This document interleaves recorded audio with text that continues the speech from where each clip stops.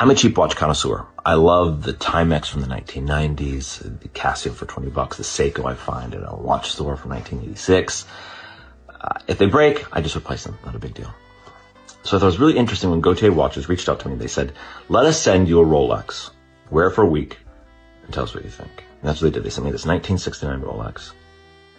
And at first, I have to say, moving from a Timex, 1994 Timex to a Rolex from 1969 was a bit daunting.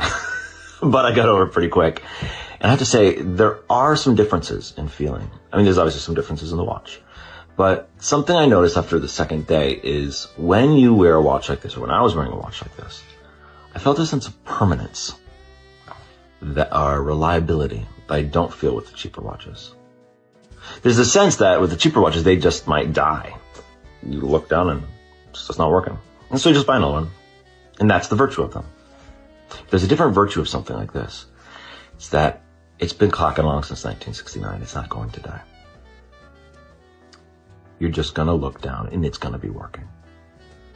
And that, coupled with the vintage aspect, is a beautiful thing. Going back through the generations. Wearing a watch that was made in the mid-century, 1969. Wearing it today, knowing it will still be there, still working. There's a virtue there, and there is something beautiful there. And I have to say, after wearing this for a week, maybe I'm starting to think I need to get into that as well.